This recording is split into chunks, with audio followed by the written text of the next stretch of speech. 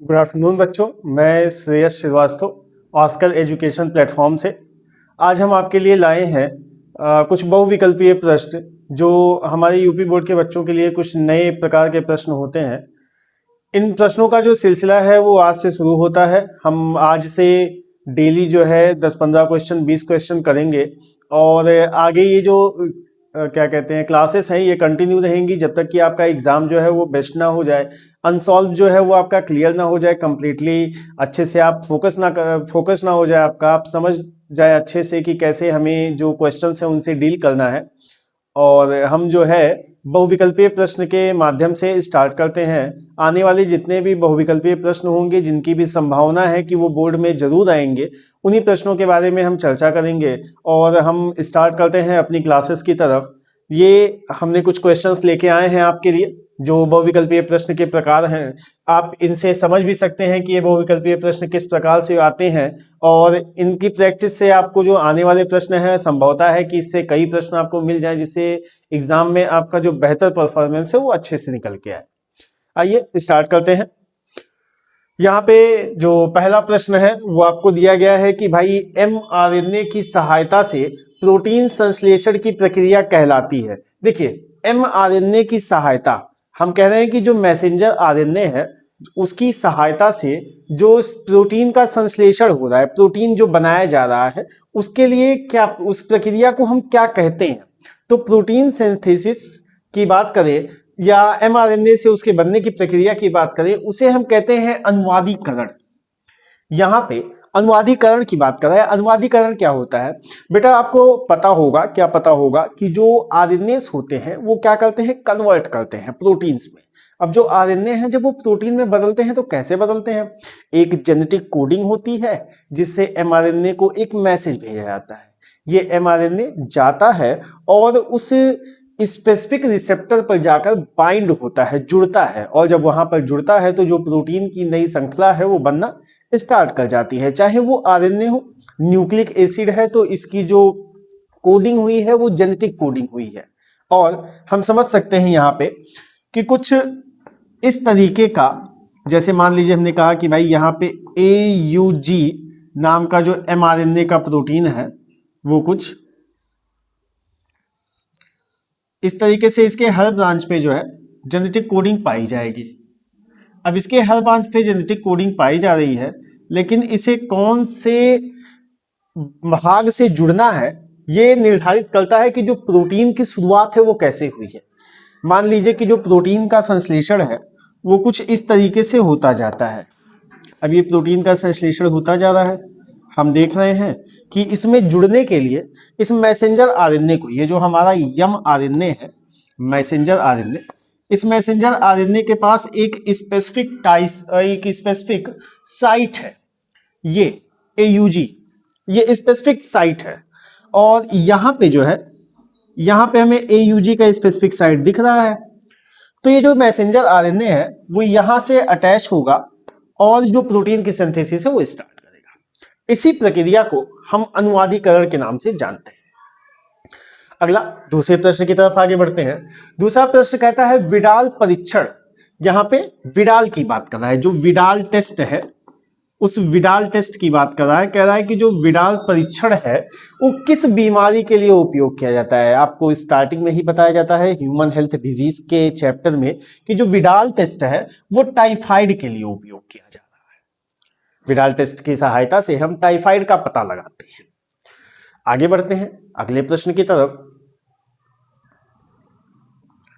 अगला प्रश्न ये रहा आपके सामने जिसे हम लेकर आए हैं। यहां पे आपसे पूछता है कि वेनिस्लेरिया के पौधे में परागकण किस माध्यम से होता है। सबसे पहले तो हमें यह पता चलना चाहिए कि ये जो वेलिस्नेरिया है, ये वेलिस्नेरिया कैसा प्लांट है, किस प्रकार का प्लांट है। अगर ये पता चल जाए तो हम ये भी जान जाएंगे कि ये किस तरीके से क्या कहते हैं कार्य करता है। तो जो वेलिस्नेरिया है वो असल में एक तरीके का हाइड्रोफिली प्लांट है, हाइड्रोफाइट है ये। हाइड्रोफाइट का मतलब क्या होता है? हाइड्रोफाइट का मतलब होता है ऐसे पौधे जो कहां पे रहते हैं, जल में रहते हैं, और जो जल में रह रहे हैं उनके पराग कण कहां निकलेंगे, जल में निकलेंगे। तो जो परागण ये रहा, कहता है परागण किस तरीके से होगा, तो इसके परागण का माध्यम क्या है भाई, ये हाइड्रोफाइट है, जल की सहायता, जल में होता है, तो इसका जो क्या कहते हैं परागण होगा वो भी कैसे होगा, जल में होगा। अगला कहता है स्त्रियों में अल्पवर्त चक्र सामान्यतः होता है। आपसे यहाँ पे मेंस्ट्रुअल साइकिल की बात कर रहा है, आपसे कहता है कि हम मेंस्ट्रुअल साइकिल, फीमेल्स में जो मेंस्ट्रुअल साइकिल होती है वो कितने डेज की होती है, कितने दिनों की होती है, या क्रिया चक्र कितने दिन पे रिपीट होता है। देखो हमने आपको बताया था, क्या बताया था कि 1 से 28 डेज की जो लाइफ साइकिल है वो कंप्लीट होती है। अब ये 1 से 28 डेज, 1 से 28 दिन की लाइफ साइकिल जो है वो कंप्लीट होती है। यहां पे पूछा है सामान्यतः कितनी होती है, यहां पे देखो 28 और 29 का केवल एक ही है, बी ऑप्शन। तो हम कहते हैं यहां पे जो स्त्रियों में जो आवर्त चक्र है वो कितने समय के लिए होती है, वो 28 से 29 दिनों के लिए होती है। 28 से 29 दिन के बाद 29वें दिन जो होगा वो इवोल्यूशन डे खत्म हो जाएगा, और 29वें दिन जो है वो जो मासिक चक्र है, जो ब्लीडिंग है वो बंद हो जाएगी, और उसके बाद फिर आगे जो है नया साइकिल स्टार्ट हो जाएगा। आगे बढ़ते हैं नेक्स्ट क्वेश्चन की तरफ। अगला क्वेश्चन ये रहा आपके सामने, आपसे पूछता है निम्नलिखित में से कौन सा एक आभासी फल नहीं है। यहां पे आपको बीजपात के बारे में बताता है कि ये इसमें कौन से ऐसे फल है जिसमें जो बीज है वो एक ही भाग में नहीं होता है, यानी कि आभासी फल नहीं होता। ये जानते हैं सेब, स्ट्रॉबेरी, अखरोट और आम। देखिए सेब में जो बीजों की संख्या है वो कैसी है, हमने देखा है बीजों की संख्या बीच में पाई जाती है और कई सारी है, छोटे छोटे हैं। स्ट्रॉबेरी में तो मैंने सुना है कि बीज लगभग लगभग होता ही नहीं है, आप लोगों ने भी यही सुना होगा। अखरोट की बात करते हैं, अखरोट में हम देखते हैं कि जो ऊपर की कवरिंग होती है वो बहुत हार्ड होती है, ऊपर की जो परत है वो बहुत ही ठोस है, कठोर है। अगर ऐसा है तो उसमें जो आभासी फल है वो संभव नहीं है। यह बचता क्या है, बचता है आम। और अगर हम आम की बात करते हैं तो हाँ, आम जो है वो आभासी फल है, इसका छिलका आसानी से निकाला जा सकता है, गूदे को खाया जा सकता है, और जो बचा हुआ बीजपात है उस बीजपात में हमें 2 भाग में बीज देखने को मिलता है। अगला प्रोटीन संश्लेषण, फिर से आ गया, कहता है प्रोटीन संश्लेषण। अभी मैंने आपको यहां पे बताया था कि प्रोटीन का संश्लेषण जो है वो AUG, ये हमारी स्टार्टिंग की प्रोटीन है भाई। शुरुआती अगर कहीं से होगा, जेनेटिक कोडिंग की शुरुआत अगर कहीं से हम करते हैं तो AUG से करते हैं। आपसे यही पूछता है क्वेश्चन, प्रश्न कि प्रोटीन संश्लेषण के प्रारंभन हेतु प्रारंभिक प्रकूट क्या है, प्रकूट क्या है, AUG है। ठीक है, AUG की सहायता से ही क्या होता है, मैसेंजर RNA जुड़ता है, और जो प्रोटीन की संश्लेषण है, जो प्रोटीन के बनने की प्रक्रिया है वो शुरू होती है, स्टार्ट होती है। आगे बढ़ते हैं आगे के प्रश्न की तरफ।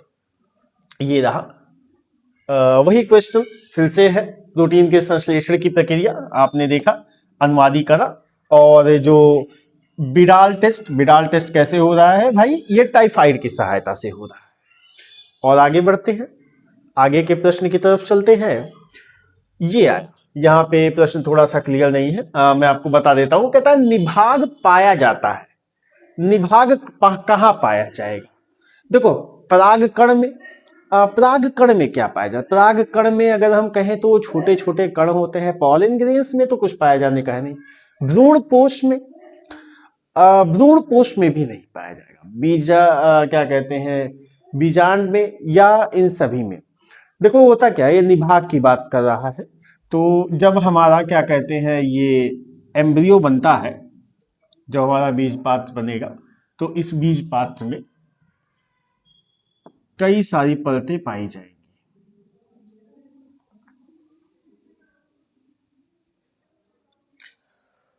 हमसे पूछता है निभाग, निभाग पाया जाता है, कहाँ पाया जाता है, ये देखो ये आखिरी परत कहाँ होगी, यहाँ पे होगी भाई, बीज पात्र जहां पे बने होंगे वहीं पे आखिरी परत होगी, तो ये कहाँ पे पाया जाएगा, बीजांड में पाया जाएगा। कहाँ पाया जाएगा, बीजांड में। आगे खाद्य श्रृंखला में मनुष्य है, खाद्य श्रृंखला की बात कर रहा है, खाद्य उत्पादन क्रॉप प्रोडक्शन की बात करता है, कहता है जो खाद्य की श्रृंखला बनाई गई है उसमें मनुष्य क्या है? मनुष्य क्या है भाई? मनुष्य उपभोक्ता है, अपघटनकर्ता। अपघटनकर्ता कौन है? हमारी जो भी पशु हैं वह अपघटनकर्ता में आते हैं। उत्पादक, उत्पादक कौन है? जो उसकी उत्पत्ति करता है। उत्पत्ति कौन करता है? उत्पत्ति उसकी सूर्य के प्रकाश के कारण जो प्रकाश संश्लेषण की प्रक्रिया होती है उसी के कारण जो पौधे हैं उसे उगाते हैं, उत्पादित करते हैं।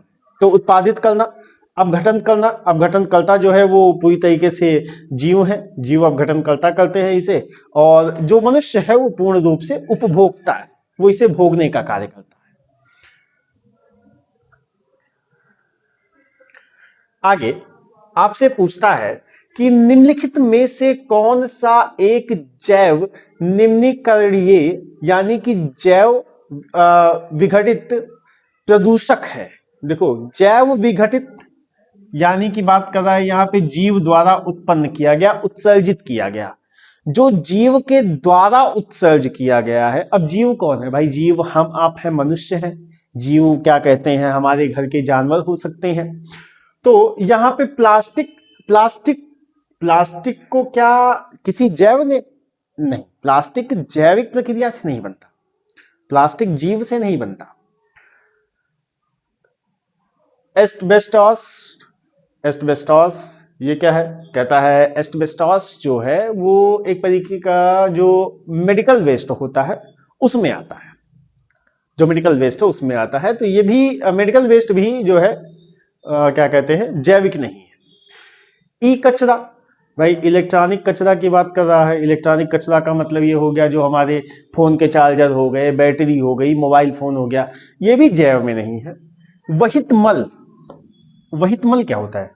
वहित मल की बात कर रहा है, यूरिन होता है, पेशाब होता है, जो हमारे शरीर की गंदगी एक्सक्रीट प्रोडक्ट है उसकी बात करता है। तो एक्सक्रीट प्रोडक्ट क्या है? वहित मल क्या है? जैव निम्नीकरण है, यानी ये जैव विघटित है, ये जीव बनाते हैं। अगला कहता है घड़ियाल पुनरावास केंद्र कुकरैल स्थित है।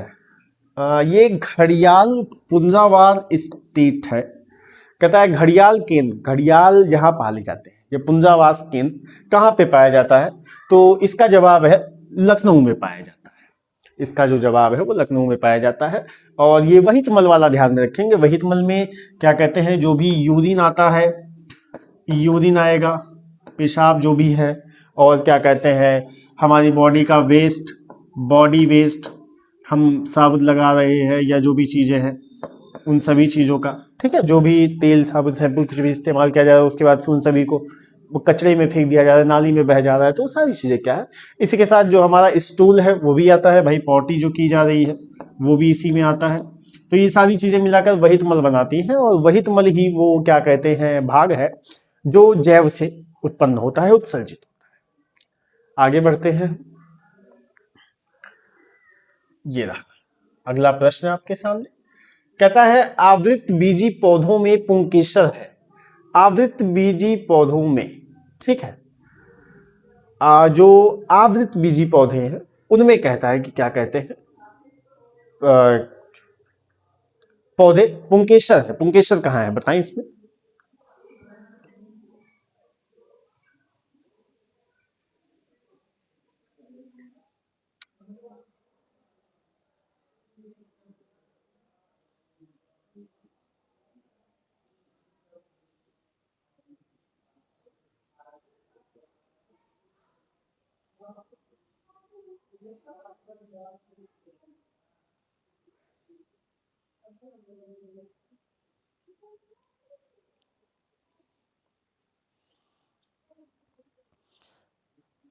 आवृत बीजी पौधे, आवृत बीजी पौधों में पुंकेसर। आवृत बीजी पौधे क्या होते हैं? यहां पे हमसे बात करता है एंजियोस्पर्म की।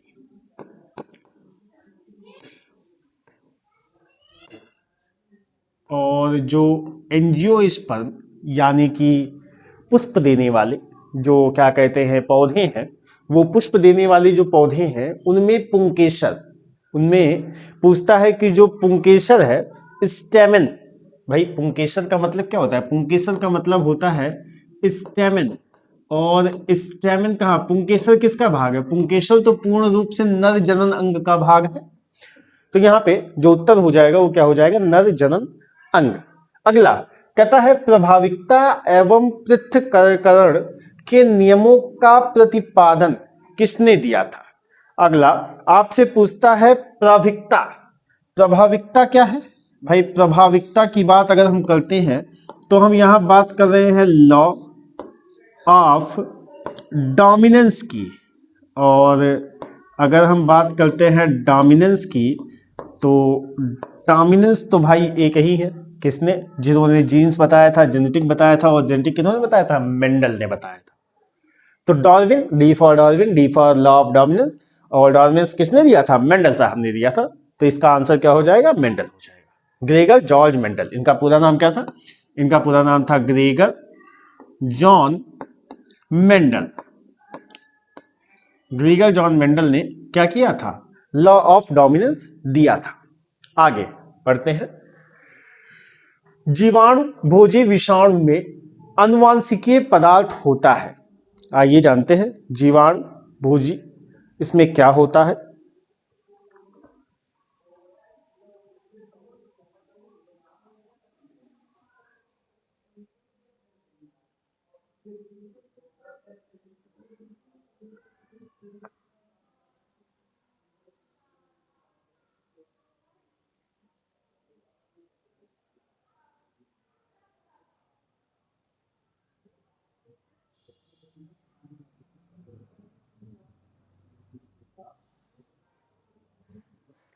अगला आपसे कहता है कि जीवाणु भोगी यानी कि क्या है? जीवाणु भोगी विषाणु। भाई विषाणु का मतलब तो आपको समझ में आ ही रहा होगा। विषाणु का मतलब वायरस की बात कर रहा है। और वायरस कौन सा है? यहां पे जो वायरस है उसका नाम है बैक्टीरियोफेज। और ये जो बैक्टीरियोफेज नाम का वायरस है, ये बैक्टीरियोफेज नाम के वायरस में अनुवांशिकीय पदार्थ यानी कि जेनेटिक सब्सटेंस क्या होता है भाई? या तो केवल डीएनए या आरएनए, डीएनए और आरएनए, डीएनए या आरएनए। तो आंसर होगा डीएनए या आरएनए। दोनों में से कोई भी एक हो सकता है बैक्टीरियोफेज में। भाई ये बैक्टीरियोफेज क्या है? ये बैक्टीरियोफेज वो एंजाइम है जिसे हम क्या कर रहे हैं? बायोटेक्नोलॉजी में यूज कर रहे हैं, पॉलीमरेज चेन रिएक्शन में। और ये जो पॉलीमरेज चेन रिएक्शन में यूज कर रहे हैं उसमें या तो जेनेटिक कोडिंग डीएनए की होगी या तो आरएनए की होगी। और जिसको स्ट्रैंड करना होगा या तो वो रेप्लिकेशन करेगा या तो सेल्फ रेप्लिकेशन करेगा। इस तरीके से हम इसे आगे बढ़ाते हैं। कहता है आणविक कैची। आणविक कैची काटने वाली। कहता है आणविक कैची कौन है? भाई आणविक कैची की बात क्या कर रहा है? रिस्ट्रिक्शन एंजाइम की बात कर रहा है। जहां पे आणविक कैची कह रहा है वहां का मतलब क्या है? वहां का मतलब है रिस्ट्रिक्शन एंजाइम। और ये रिस्ट्रिक्शन एंजाइम कौन है भाई? न्यूक्लियस, न्यूक्लिक एसिड बनाने वाला।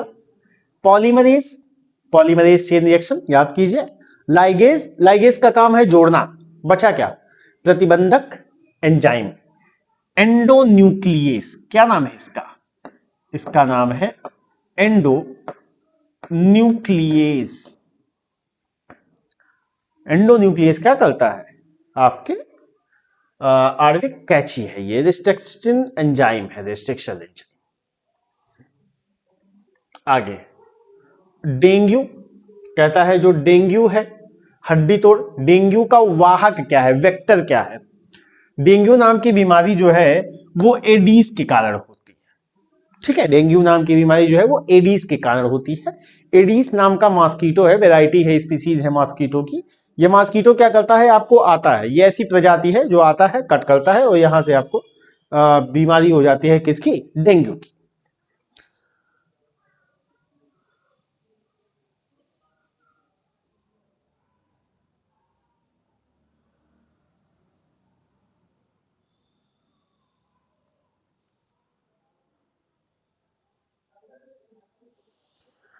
और दूसरा आपको कहता है कौन सा एंजाइम डीएनए को विशिष्ट स्थान पर काटता है। डीएनए को विशिष्ट स्थान पर काटने वाला, अभी यहां पीछे बात क्या था ना, कहां गया, न्यूक्लियस, एंडोन्यूक्लियस, एंडोन्यूक्लियस, ये रहा प्रतिबंध एंजाइम, प्रतिबंधन एंजाइम कौन है, एंडोन्यूक्लियस एंजाइम। डीएनए को काटना है, कहां काटना है, स्पेसिफिक सीक्वेंस पे, एक जगह पर, सही जगह पर, कौन काटेगा, एंडोन्यूक्लियस काटेगा। ठीक है, आगे बढ़ते हैं और ये हम लगभग अपने आखिरी प्रश्न की तरफ। आपसे पूछता है मेरुल्ला परिवर्धन की आस्था है, मेरुल्ला परिवर्धन की आस्था है, कैसे है आइए जानते हैं। तो हम यहां पे समझते हैं कि सबसे पहले क्या कर, सबसे पहले क्या रहा है, मोरुला, MOURLA, मोरुला। ये जो मोरुला परिवर्धन है इसकी बात करता है कि जो मोरुला परिवर्धन है ये आप कैसे, मतलब कहां से, इसकी अवस्था जो है वो कैसी है, कहां पे है। तो आपको जानना होगा, क्या जानना होगा कि भाई जो मोरुला स्टेट है, मोरुला स्टेट क्या होता है भाई, निषेचन की प्रक्रिया हुई, यहां पे निषेचन की प्रक्रिया हुई, निषेचन की प्रक्रिया हुई तो जाइगोट बना। अब जाइगोट के बाद ये जो जाइगोट बना है, ये जाइगोट क्या करेगा, जाइगोट फैलोपियन ट्यूब से ट्रांसफर होकर यूटेरस में आके चिपक जाएगा और इसे यूटेरस में आके चिपकने के लिए क्या करना होगा, विभाजन करना होगा। और विभाजन करने के लिए जब ये विभाजन करेगा, ये विभाजन करेगा, विभाजन करके क्या करेगा, अपने चारों ओर एक ठोस परत बना लेगा और ये जो ठोस परत बनता है वो क्या है, वो मेरुल्ला। ये ठोस परत, कलर थोड़ा सा चेंज करते हैं जिससे आपको समझ में आ जाए कि भाई ये जो ठोस परत बना है, ठोस परत, ये टूट जाएगा, कब टूट जाएगा, जब ये स्टिक हो जाएगा, चिपक जाएगा, लेकिन चिपकने से पहले ये टूट जाएगा, नष्ट हो जाएगा, लेकिन उसे सही सलामत पहुंचाने के लिए ये ठोस आएगा। और ये होता क्या है, ये युग्मनस व कोरक पुटी के बीच के है। ठीक है, ये युग्मनस व कोरक पुटी के बीच की है। अगला कहता है DNA polymerase enzyme, polymerase enzyme की खोज करने वाले वैज्ञानिक का नाम। डीएनए पॉलीमरेज की खोज करने वाले वैज्ञानिक का नाम क्या था, वैज्ञानिक का नाम था कॉरनबर्ग। कहीं लिखा हुआ है कॉरन, ये रहा कॉर्नबर्ग, ये रहा। कॉर्नबर्ग ने क्या किया था, डीएनए पॉलीमरेज एंजाइम की खोज की थी। और कब की थी, ये 1945 में। कब की गई थी, 1945 नहीं, रॉन्ग है, 1945 में तो दूसरा हुआ था, यहां पे हम देते हैं आगे। 1956 में कॉरनबर्ग नाम के वैज्ञानिक ने डीएनए पॉलीमरेज एंजाइम की खोज करी। और हम शायद अपने लास्ट स्लाइड पे, तो यहाँ पे जो है, हाँ, हमारा जो सेशन है आज का वो एंड होता है। बहुत बहुत आप लोगों को काफ़ी कुछ हेल्पफुल मिला होगा। हम आगे बढ़ते हैं और कल की डेट में हम फिर आपके लिए जो है नेक्स्ट क्वेश्चंस लेके आएंगे और ऑब्जेक्टिव क्वेश्चंस जो और भी ज़्यादा बेहतर रिजल्ट दे सके। मैं Shreyas Srivastava Oscar education platform से आपके लिए कुछ इस तरीके के नए नए क्वेश्चंस लेके आऊँगा जिससे आपको एग्ज़ाम में आपके बेहतर नंबर मिल सके। जो भी ऑब्जेक्टिव टाइप क्वेश्चन है वो नहीं छूटेंगे, क्योंकि ऑब्जेक्टिव कहाँ है, ऑस्कर एजुकेशन प्लेटफॉर्म पर है। Thank you.